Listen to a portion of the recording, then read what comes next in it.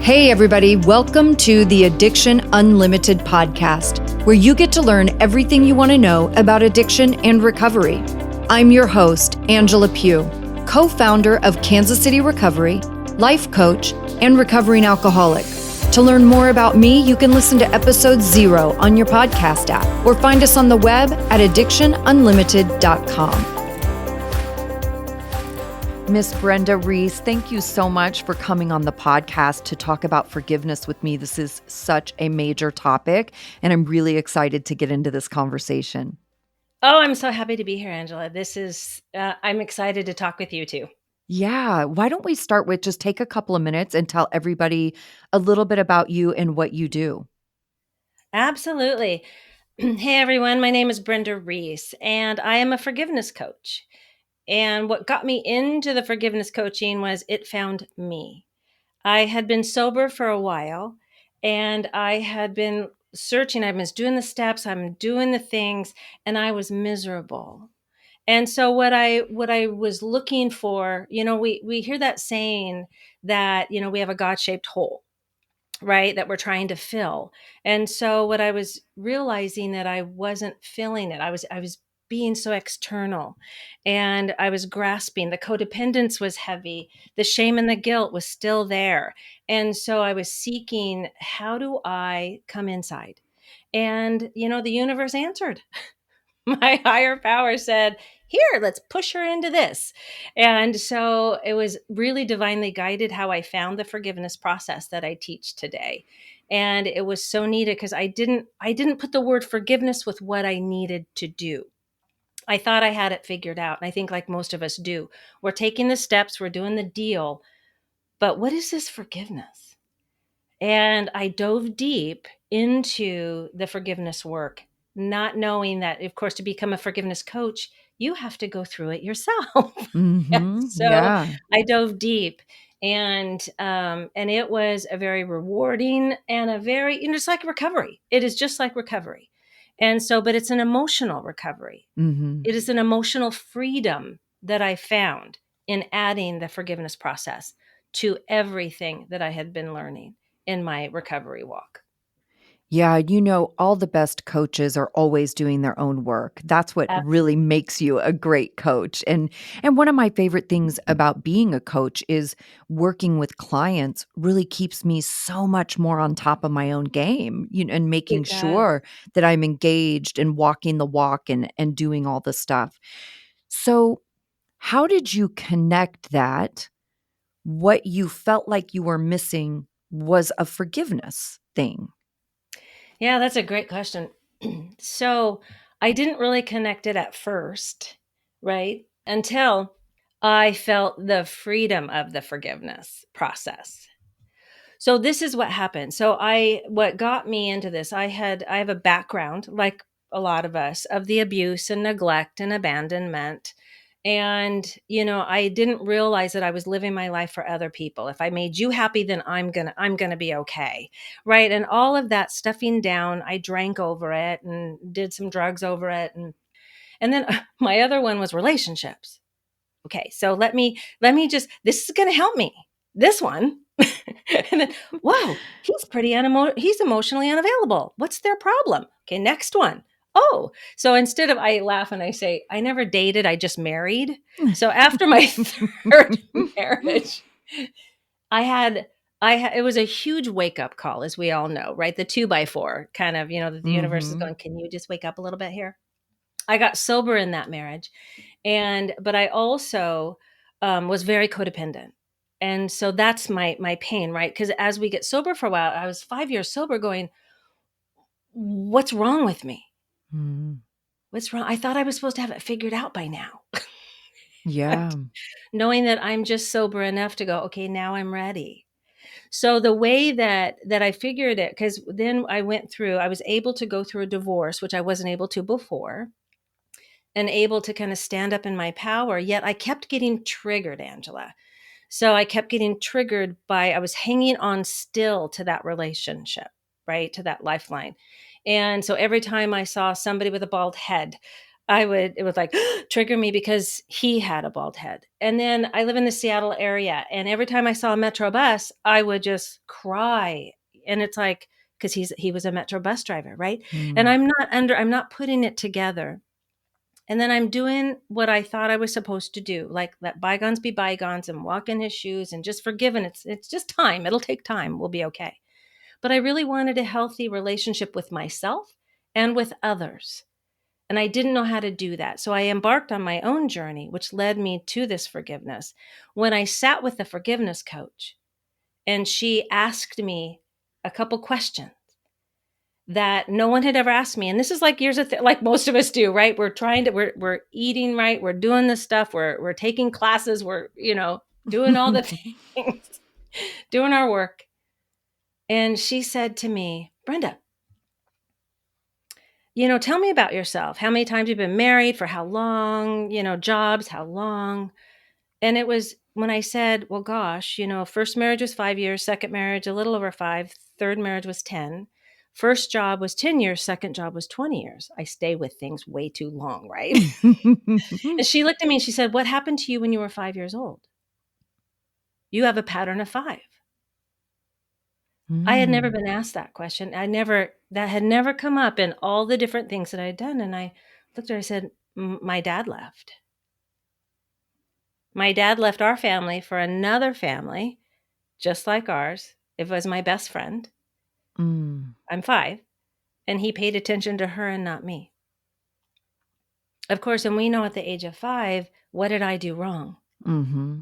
Right? And my mom later told me I was always trying to get his attention and he never would.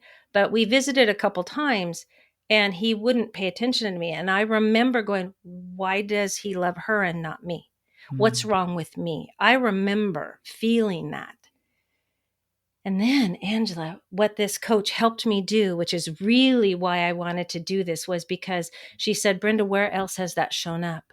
And that belief and pattern showed up in every dating and marriages, friendships, everywhere. Somebody that I cared about chose another person over me. Mm. The bottom line is, when she said that, I went, does everybody know about this? And she's like, not enough. And that really started me on my journey. That's when I connected. It was forgiveness, because it was forgiveness of me that Mm-hmm. needed to happen. It was forgiveness of myself, but I couldn't go there first, right? Because of all the guilt and the shame and the judgment and the beliefs. I had to start outside of myself. And so I started working on my dad and then my ex-husbands. And which then eventually helped me get to me. So that's a long-winded answer to your, how did I connect it? So, how do you go about forgiving somebody, like, really in an intrinsic, internal way? Like, because I feel like it's easy to give lip service and say, "Oh, I forgive you," or "I forgave them." But it's a very different thing to feel really settled on the inside and peaceful knowing that you have forgiven the person, whoever it is. So, how do you go about doing that? Like, what is I feel there's no like, do this and this and this, and then you're healed, right? Just like sobriety. It's not a 1, 2, 3, you're done. But could you give us a little insight on that forgiveness piece, like to really reconcile some discomfort and resentment, all the things that go with it? Like, how do you really get to a place of peace? So it's an internal job, Mm. spoiler alert. Okay. It's an internal job. What I have found to be helpful for me and the clients that I help is to know that, what is it that holds me back from forgiving? What is, what we call a roadblock, or what is it that keeps me wanting to hold on to that story, that resentment? And what I have found is that through all of my work, even knowing the benefits, right, and the costs of forgiveness, I didn't understand how much the pain of unforgiving was costing me. Mhm. I didn't realize it. And I know we hear this a lot, but do we embody it? Mm-mm, we don't. Because there's a lot of pride and fear, right? The shame, the anger, all of that will keep us, right? We talk about that in recovery, Mhm. right? It's our pride. Right. Ego. I mean, it was so funny. It took me going into recovery to learn I had an ego.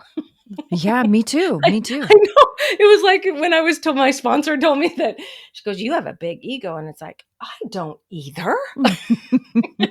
It's like, I don't even know what an ego I is. was the same way with selfishness. Like, the first time my sponsor said to me, like, "Wow, you're really selfish. That's really selfish thinking." I was like, "Oh, that is not something I would ever say about myself." And now that I can connect those dots and I really understand it, I'm like, "Oh, Lord, have mercy. This is a problem." I know. It's like, no, I'm doing everything for everybody else. But really, when we get real, we Yeah. look at, why was I doing everything for everyone else? Is to keep me safe, was Self-serving, yeah. self-serving. And when we can get into those minutiaes, right? Not just the top layers, but when we allow ourselves to really go deeper, it makes sense. And it was like, because when we have that pride and we have selfishness, we have it for a reason. Okay, first I want to Mhm. say that. I want to say that we don't just, have this for fun. We're not Mhm. selfish for fun. We're not prideful for fun. We have learned these as coping mechanisms, as defense mechanisms. And when I started to learn the different parts of why I did this, like neuroscience is talking about today, it was like, oh my gosh, when she pointed out that pattern and belief for me, it went, oh, I mean, it was like Mhm. angels were singing, because I just went, oh my gosh, right? And then, because, when we have this pride, or we have this protective, I'm going to call it protection, and this ego that's meant for safety for us, that's strong. Mhm. Those of us, in recovery, we got a strong one. And but if I apologize, or if I ask for forgiveness, or if I forgive, I'm weak. Mhm. I'm inferior. That makes you better than me. That's what our ego tells us. That's what pride tells us, because it's all about protection, right? And so we get to, in this process, face the fear. Like we learn in recovery, write that fears list, Mhm. right? Write that fears list.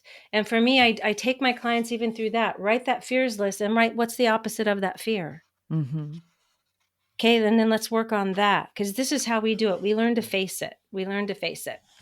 And a lot of us have learned that if I forgive, then I'm going to be rejected or abandoned again. Right? That's one of our fears that we have. And it's like, no, actually, we don't. We're not going to be. Because when we can look at forgiveness a little bit differently, we can learn that it actually is for us. Okay. So in the radical forgiveness world that I teach this radical forgiveness process, which helped me. It gave my head something to do so my heart can heal, Mhm. because we're afraid to go in our heart, right? Because that's our wound. That's what we're recovering. I had I what I picture it is like a little trap door in our heart. Like we start to recover and we start to open up a little bit more and trust a little bit more, but there's still a part of us that's underneath this little trap door that's protected. How do we get there? We understand what resentment does to us.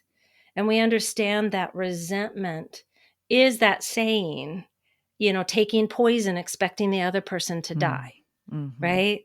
It's like a screw you kind of thing to the other people who hurt us, when Mhm. we're the ones that are suffering. I'm just going to drink more, and I'm going to do more, and I'm going to shop more, and I'm going to do that because you're going to pay.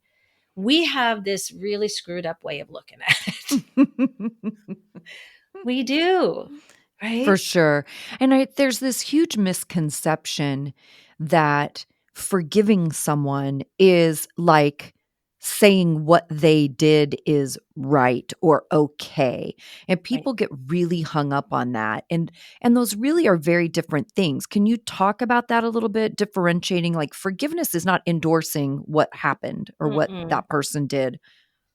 No, it's not. Forgiveness is not saying that what you did was right. So if we come into forgiveness with the thought that forgiveness is for me, like we see it all, we see, it's the chains that bind you, it's the jail you put yourself in, the prison. When we look at forgiveness through the lens of life happens for me, not to me, if I can look at this as this other person as a reflection of some things that I've denied, repressed, and rejected about myself, that maybe they've got their own learning to do, I've got my learning to do, and all they are is a mirror. They're a mirror for me. Now, this is a big one, right? Mm-hmm. That I can then see that their behavior, I don't have to condone that behavior of what they did, but what I can extract from that is something that I can work on myself. Then I can evaluate, I can make a choice of how I want to be in relationship with that person. But it's learning not to take it personally in the sense of they have it. They have their own, like they're projecting, like we hear these terms, right? They are projecting their fear, their anger, all of their stuff onto me. Now, I can look at it two ways. I can be victimized, Mm-hmm. and I can be a victim. Now, if they're abusive towards me, I want to say this: if we've all suffered abuse, so we Mm-hmm. have been victimized, but I have a choice on how I want to move forward. Do I want to stay victimized, or do I want to stay a victim with that victimization, or just stay victimized, if that makes sense? I can go, yes, I have been victimized. Okay. What am I going to do with that moving forward?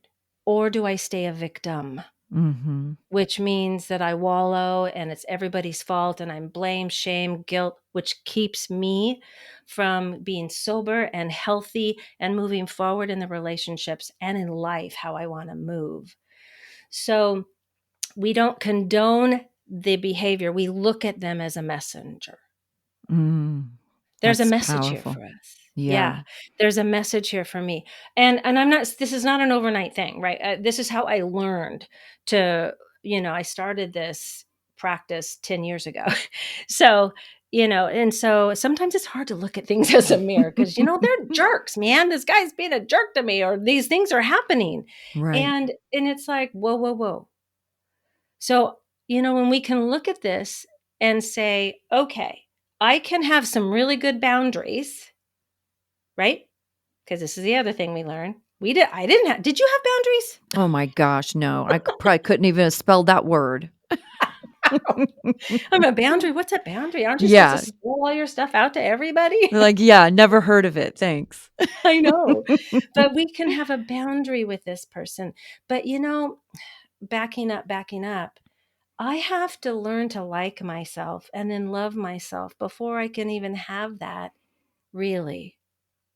So we Yeah. start with this behavior makes me feel uncomfortable. As we sober up and we work the steps and we do the things, whatever the recovery process that people are doing, we become a little stronger in ourselves and we start to go, wait a minute, how this person treats me, I don't like anymore. Like used to put up with it. Now I can't. What is that? And instead of taking it personally in the sense of, that, we can look and we can go, okay, I don't have to condone that behavior. I can learn to stand up for myself a little bit. And then the next step, which is, the other thing that I learned was, if whatever that person is doing is irritating me, let me look within myself. And what is that?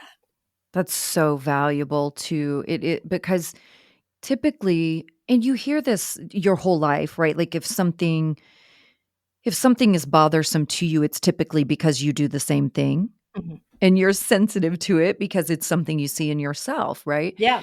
But something you said a few minutes ago about understanding, and I'm not going to get this exactly right. I don't remember your exact words, but understanding that the other person is learning and figuring things out and whatever also. And this is where some of that, pride and ego, that self-righteousness, um, selfishness, right? Where we get so caught up in only looking at our side and we're Yeah. so stuck on our side. And I want everybody to hear my side and I want them to agree with me and I want them to tell me I'm right. And we completely forget that your person has a side too. Yes. And this was a big breakthrough for me in trauma work and going through all of those past experiences, right? Of picking all the wrong people to try to have relationships with, because I was so damaged. I only picked other damaged people. And then I wanted Mhm. to spend decades hanging on to this resentment and bitterness because they treated me so poorly. And when I got into my trauma work, it was just getting to a basic understanding of like, well, Angela, how do you want everybody to forgive you and give you grace and acceptance for your past mistakes? But then you want to hold all of these past mistakes against everybody else. Like, it doesn't work that way. It has to go both ways. And coming to that realization of like, wow, I made really bad choices because I was a very broken person. Yes. And so were they. And that was huge, just going, wow, they were on their own journey and figuring their things out. And just because somebody treated me this way 20 years ago doesn't mean they're still doing the same thing today. I mean, I hope they've grown up, but you never know. but, but that was so valuable to really get to that understanding of I was learning and growing and figuring out my drama and trauma, and everybody else is doing the same thing. And most people really are just doing the best they can. Mhm. Yes. And we have pain around that.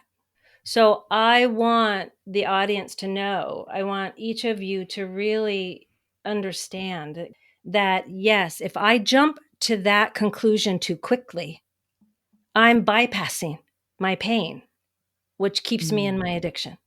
So we can't heal what we don't feel. Oh, that's big. People are We not going to can't, like that, Brenda. They're no, not going to like that. no, because why did I drink? Yes, to So that drown I the didn't feelings. Yes. so I didn't have to freaking feel. That's what I did it for. I was trying to bury it, but it's like a beach ball that you hold underwater, right? Yeah. It's like a beach ball. You're pushing down, all of a sudden, poof, it pops up at the most inopportune times. Our bodies aren't meant to hold on to all of this. It's meant to be free. Our emotions are meant to flow through us. But we've learned, it's going to get stuck and it'll come out in dis-ease. That's one of the costs of Yeah. unforgiveness, is trying to stuff things down in a place that isn't able to hold it. And so you can't heal what you don't feel. Mm. And it's true that they show that when we learn to let our emotions and our feelings come through, it takes a little practice at first because we got a lot of buried stuff. Mhm. But it within a couple minutes, it'll go through. I can feel angry. I don't hold on to it anymore. I Mhm. can feel hurt. I don't hold on to it anymore. And then the other piece is, so I don't want people to kind of bypass this beautiful part of our growth. And that is, if I am triggered or activated by something and it hurts me, what is in it for me? What's the message that I have? And let me work on this. That's why I like the radical forgiveness approach. It allows me to work on it in a systematic way so Mhm. that I do feel relief. It actually is a process. So please don't jump to the empathy too quickly, but yes, know that that is the end result. We are Mhm. all imperfect. We are all humans, having the same experience. And the other part of that is, and that we get to choose once we look at our own hurt and we start our own healing, then I can choose if I'm going to be in that relationship or not. Mhm. Right? Forgiveness doesn't mean reconciliation. That's That's right. important Yeah. because that goes back to that boundaries. Because if somebody's hurt me, even a family member, I don't have to be around them. I don't have to suck it Right. up, right? I don't Right. have to suck it up and just go, I have to do this. No, I get to be, I guess we can use pride in this way. I can be prideful of myself and take care of myself, Mhm. love myself, because that's the one thing we're searching for, right, Angela? Is we're Absolutely. searching to love ourselves. So, give us a definition of radical forgiveness. Ooh, good one. So, radical forgiveness gives us a way. It's radical because it's an actual 5-step process that walks you through forgiving in a actually logical way, but it's also in an energetic spiritual way. So it's not associated with any kind of religion or anything, but having a belief in a higher power, or having a belief in something bigger than ourselves is important. But radical forgiveness is like a bridge to emotional freedom. And it is an actual 5-step process, you Yeah. said. Oh yeah, Nice. because when I went into this thing, I was like I wasn't going into my heart. You kidding me? Are you kidding? Being vulnerable? I was learning, right? But even after that much sobriety, I was still like, I still am protecting him. Here you go. You stay there. My hula hoop is over here. you know? Yeah. And I so desperately wanted to open up and be vulnerable and let people see me.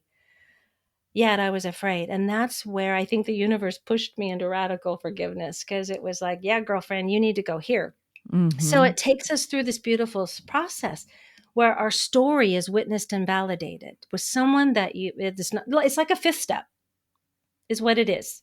So number one is telling the story, and you get to tell it that way for the last time.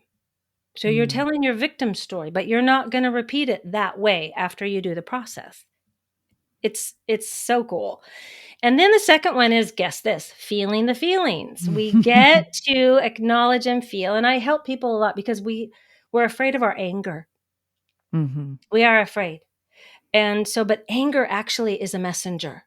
Anger is telling us where our boundaries have been crossed, where something isn't in alignment with who we think we are, even ourselves. So our anger can be a really good messenger. We learn to do that. And then the third one is we learn to collapse this story. So this is where your empathy comes in. This is where understanding the other person is human too. That's like traditional forgiveness. That's what we learn. But in the collapsing of the story, we separate fact from interpretation. What's the story I made up about it? And what's the actual fact? The fact is, my dad left when I was 5. They got divorced. They had their own thing. The fact is, the interpretation I made up about it is, love is hard. I have to work hard to get love. Every man that I love is going to choose another woman over me. That's my story, that when we do a timeline, we can see where else has this happened in my life, right? Mhm. So that's magical in itself. You go, your brain just kind of goes, whoa. Then the fourth one is the actual reframe. That's where we look at it from a different perspective. We shift our perspective so we can change our energy around these stories. So then we become powerful. We bring our power back to us, because I'm big on bringing our power back instead of blaming and pointing fingers out there, right? Let's bring it here. And then the fifth one is integration of the new story. You have made space. You have just cleared out this stuff. Now, what are you going to fill it back up with? Mhm. How do you want to be?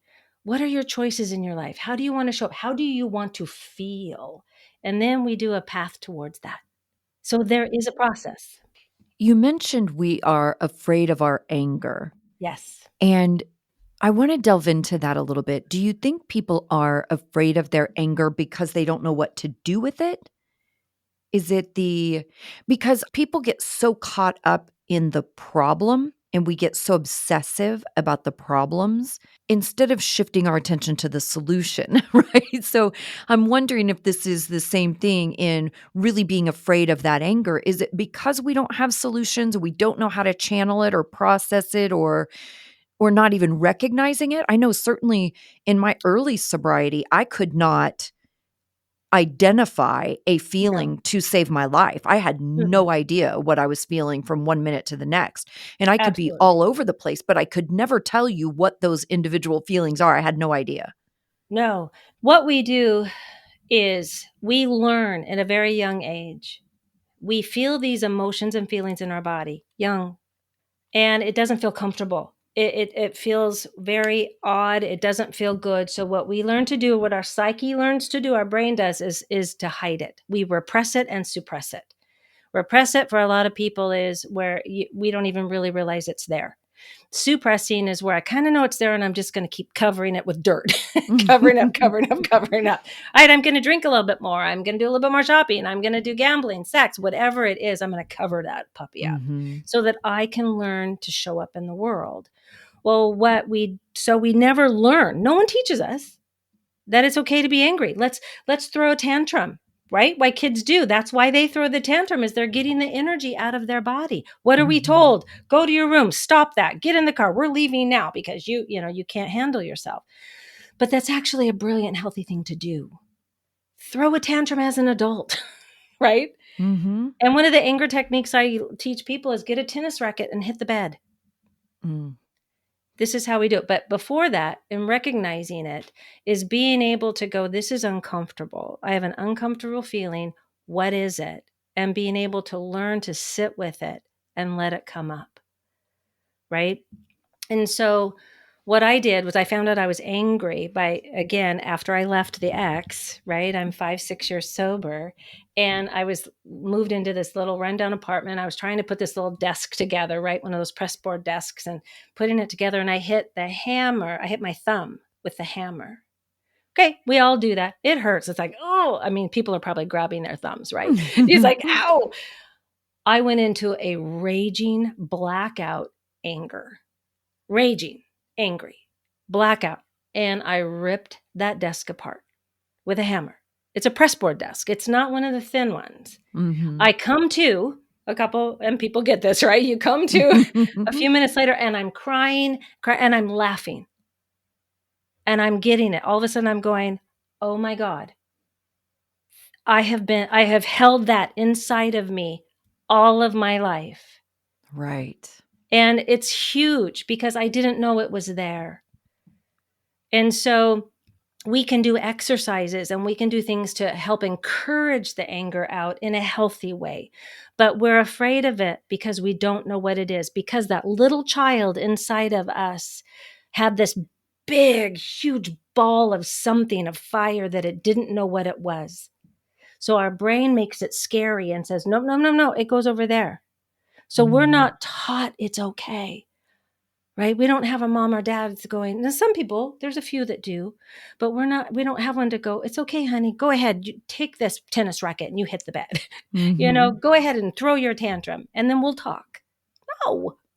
So we're afraid of that. And so therefore we grow up with it. I mean, seriously, that's what it is. It's our trauma, it's our pain, it's our wounds, it's all of that that's stuffed. That's why we're afraid to deal with Yeah. it, because it seems bigger than us. But once we do it, Angela, it's not bigger than us. It's never as big as we think it's going to be. That's for No, sure. no, true. So, is everything really forgivable? My answer is yes.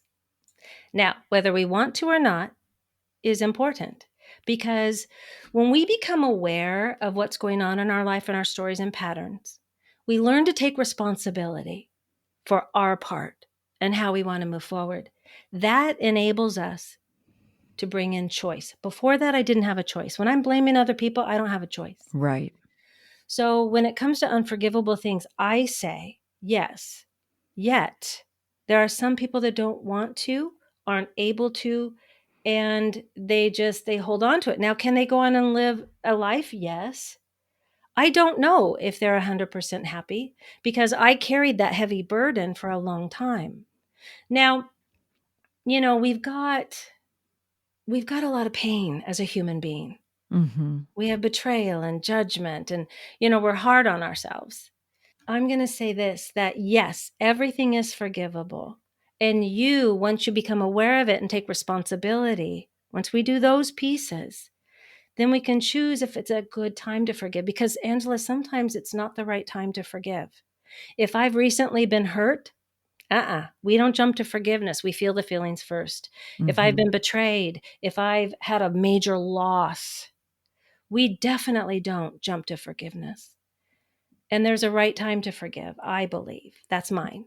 And so Mm-hmm. I encourage people that don't jump, because we don't like pain, even though we live with pain. We don't like pain. So we want to feel better, right? That's why I Mm-hmm. drink. I just, Right. Right. let me feel better. And it's like, no, no, no, no. The beauty of being a human being lies in the ability to feel our feelings and let them pass through, so that we can see what's on the other side of the fear. It's like a sunrise. It truly is. Mm-hmm. And I get to know myself better. I get to understand myself better. I get to hear myself. All the things that I'm searching outside of myself for, understanding, being heard, being seen, I get to be that for me. Mm. That's the real magic right there. Yeah. Yes. Brenda, thank you again for coming on and doing this with me. This has been awesome. I could talk about this stuff all day long. I And know. I did, for listeners out there, I did ask Brenda to stay on with me and record a video where we are going to get to some of the listener questions. I went in the Facebook group and I asked everybody, hey, what do you want me to ask about forgiveness? I'm interviewing a forgiveness coach. What do you want me to ask? And I've got a list of questions. So we're going to do that. And that will be in the Facebook group for anybody that's not already a part of the group. Get over there and join facebook.com/groups/Addiction Unlimited. And you can catch that video with Brenda and I as well. Brenda, thank you so much. It's such brilliant work you're doing. And I appreciate you sharing with us. Thank you, Angela. I'm so happy to be here. You've reached the end of another great episode of the Addiction Unlimited podcast. Candid and honest conversation about addiction and recovery. Be sure to visit us at addictionunlimited.com to join the conversation and access show notes and links to everything we talked about. Love this episode? Please take 30 seconds to subscribe, rate, and review on iTunes to help us improve and give you the information you want. Thanks for listening. See you next week.